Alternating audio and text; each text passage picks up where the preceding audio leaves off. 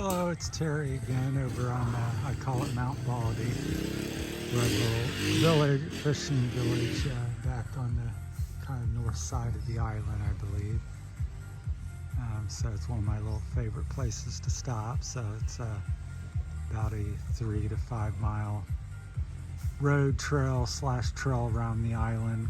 Over there is the new cement factory going in, so that's on the corner there. So if you're familiar with the port that barge goes over to Barotac, then this is the port, and that's the new cement factory, the big new thing on the island. There's not a lot of that type of activity, but that's one of them. So the port and the brand new cement factory they're building.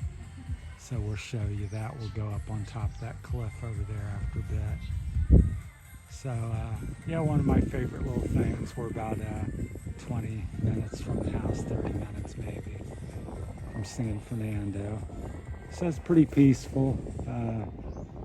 Just some beautiful boats here, and I just love the way they're very colorful, decorated, and usually very similar. The greens, the red, orange. So yeah, they usually use very similar paints. Blue's pretty popular as well. Although I don't see a lot of blue here. Most of it's kind of green, a little bit of blue. Some green and white and kind of an orangish red. So yeah, it's a beautiful day. Rode the Russie over here. As I said in the last video, I'm really liking the big wheels. Really, the bike was designed, if you can tell by the kickstand, when it had the smaller wheels, you couldn't hardly lean it over because the kickstand seemed an inch or two too long. But with the 1821, it sets up just right, so you can tell it was really designed to have the bigger wheels. Smaller wheels, I believe, is just for the Asian market, and because it sets up tall. I think it went from about 34.5, 35 inch to now about 36.25, roughly, maybe 36.5 inch seat height from the ground to the thing. So up about 1.25 inches roughly. I haven't measured it since, and the ground clearance is up, that much more. So I think we're setting a little over 12 inches now on the ground clearance, which is good for off-roading. That's what you want. So 10 inches, in my opinion, is kind of minimum, and 13 or so is on the higher end typically. So 12, 13 is a good number. Plus I'm very tall. So anyhow, really liking it. Seems to handle the rougher surfaces and ruts, and doesn't get knocked off courses. It has more smoother and better rolling. So yeah, better handling. So liking it so far. So that's the major or one of the few things that I've really done to it, is the new wheel build.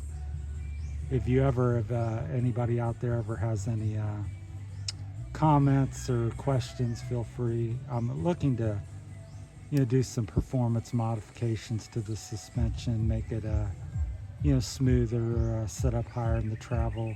I'm about 95 kilograms, so a little over 200 pounds. So it seems kind of stiff or rigid. It's not as smooth as I would like. At least it's not underly sprung where it's soft and bouncing all around. So like a Honda CRF 300, that thing is almost unrideable by a person of my size. I mean, if you're just putting, it's okay, but if you try to go a little quicker, the suspension just bottoms out all the time. So nothing like that on the Russie. So this is the KRY 200. You can see it there on the swing arm. So it's not very noticeable if you don't know where to look for it. It's there on the swing arm, there on the sticker.